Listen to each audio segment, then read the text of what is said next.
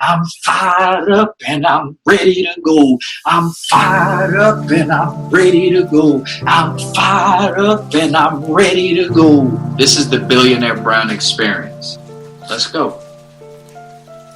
Tyree, you left and went to China. We want to pick up what happened when you got on, how long was the flight? The flight in total was 16 and a half hours one way. That included 16 and a half hours. From where? So the way I did it that first time was leaving from BWI Airport, right close to Baltimore, Maryland. From BWI, you take a flight to Chicago. That flight is 2 hours. From Chicago, I went directly to Shanghai, and that flight is 14 and a half hours. So not including what my layover time was, don't even remember how long that was. Wasn't very long, for 16 and a half hours total. Yeah, I thought it was a little bit, that's 16 and a half. I guess that's long, but it seemed like it would be longer, no? Well, I had no frame of reference. It was my first long flight. As we talked about, my first real international trip. The only thing that I was excited for leading up to it was I knew I was going to get free drinks. So let's talk about it. Yeah, that definitely had to make the trip. But I had a chance to go to Thailand, and when they told me that, man, I was like, "What? Are you sure?" All right, so tell us a little bit about that. You get free drinks the whole trip, right?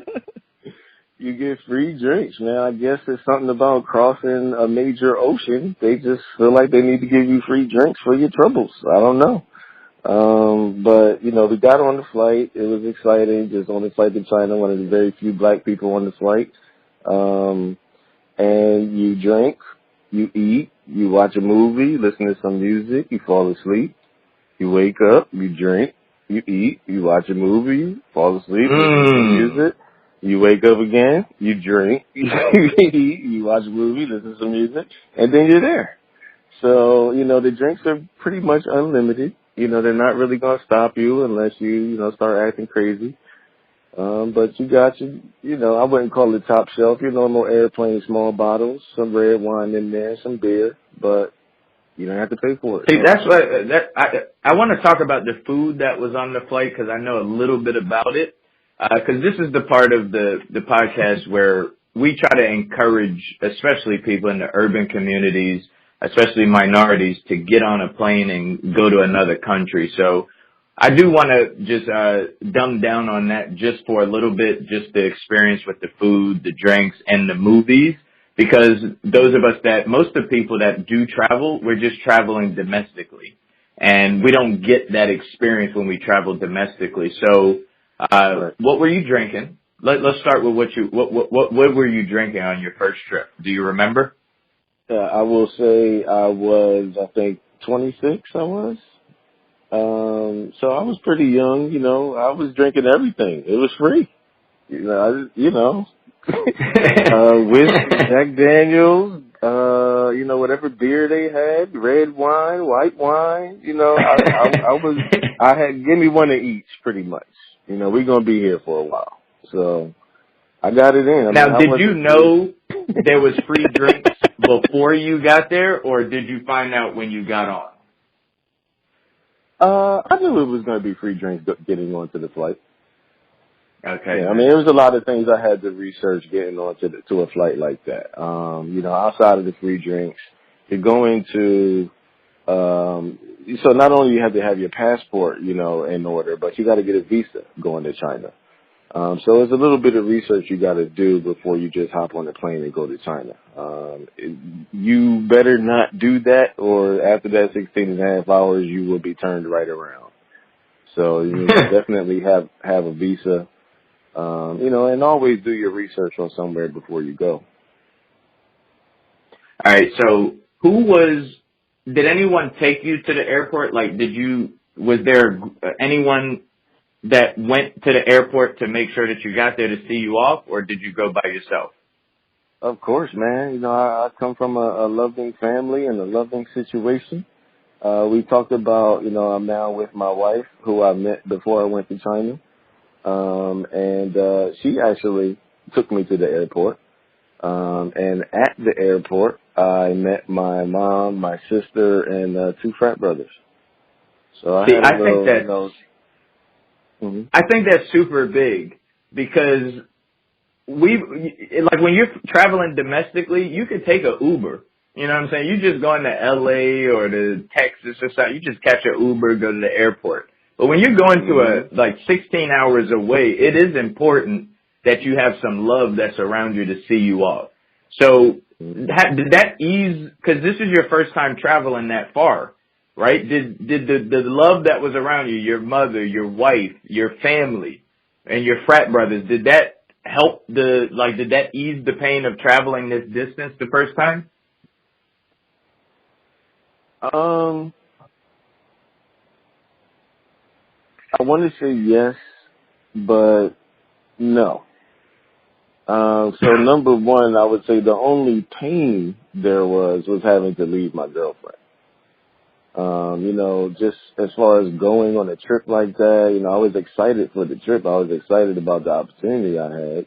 Now, of course, I was going to miss my friends and family, but you know, you're going to see your friends and family again. You know, people are going to come visit, but you know, to leave your girlfriend is really the hardest because that's a different connection. So that was the. And y'all just started dating too, right? Y'all was early in your dating at that time, right? Yeah, just a few months in at that point. Dang. So did you cry? Yeah. You know, you get that little lump in your throat. You know, I probably should have teared and tried to hide it as well as I could. All right, but, that's what's up. So you get on with obviously who? So you're getting on. You the loved ones are there. How long were you guys there at the airport? Did you guys chill there for a couple of hours, or was it something like kind of quick? I want to say rather quick. I mean, it was a very early flight. I do remember that. So I think the airport was just opening. So it wasn't a situation where we had a lot of time to really hang out. Okay. But I mean, I felt like it was a memorable, moment. We took pictures and, said our thing. It definitely wasn't 10 minutes. It was at least a half hour, at least. All right, sweet. Yeah. All right, so you get on the plane. You got these drinks. It's obviously a big plane, right? Mhm. All right, so you get on the plane. You told us about the drinks. I want to know about the food because I know when you go to the Caribbeans and you go to countries that's not too far, the food isn't that great. But I know when I went to Thailand, the food was real food. There wasn't no pretzels and pretzels and peanuts. It was actually real food, right? So what type of food was the food? You give it a thumbs up? I would give it a thumbs up. How can I describe that? Just for airplane food, don't expect anything crazy. Some people might say McDonald's tastes better, but it does look like real food. It looks better than McDonald's. Yeah, it does look good. You gotta be real with yourself. It tastes good for the situation. You are 30, 40, 50,000 feet in the air in a tube of steel flying through the air at jet speeds, and they just microwaved this meal that was prepackaged somewhere 50,000 feet down in somebody's manufacturing, situation. It's good for what it is. It's a microwave meal in the middle of the sky. So. And you had breakfast, lunch, and dinner, right? Yeah, you get every time it's time to eat and any sit down situation on the ground, they gonna feed you in the air.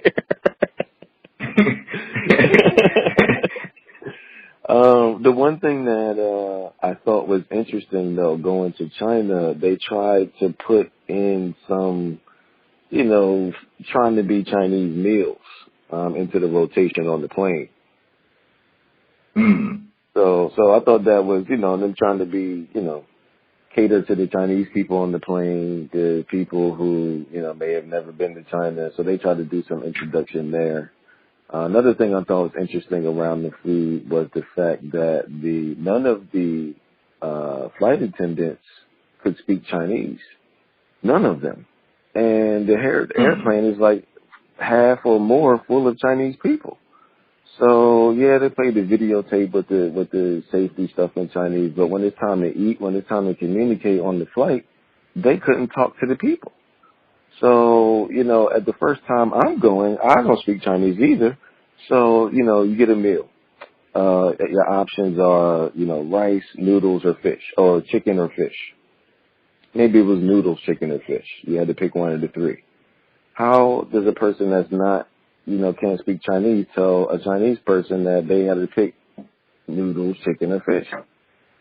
Why are the flight attendants going around playing charades on an airplane, buck, buck, buck, waving their arms, talk about number one, it's a buck, buck, buck chicken. Number two, they're doing little hand motions of, funny faces talking about a fish, and they're making themselves look crazy. Why didn't the airlines just teach them how to say 3 words or, a few things in food so they can talk to the people that's on their flight? So I thought that was interesting surrounding food. Some of my later flights to and from China, I actually had to do some translation for the flight attendants. So that again was interesting. Okay, and okay, so the food was kind of good. You talked about movies. Again, when we travel domestically, you got to actually, I don't even know, because I don't watch movies. I usually put it on my MacBook when I'm traveling domestically, but because I think you have to pay to watch movies domestically. But the movies, don't you get a array of movies that you can actually just watch for free? Yeah, I would say it's like your normal on-demand situation for whatever cable you have. And it's good movies, right? Yeah, I'd say it's good situations.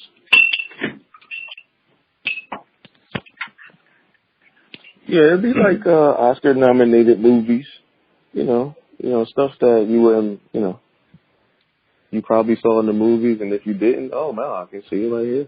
I'm here for 14 hours. All right, so that's what's up. Now, on this flight, I want you to be honest.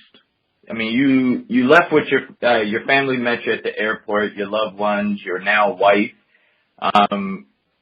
This is new to you. You did want the opportunity. You were prepared for the opportunity, like you told us. You did all your research. You were excited. You could have taken other great opportunities, but you chose this one in China. That's a long flight. At any point on your flight, did you have any second thoughts? No.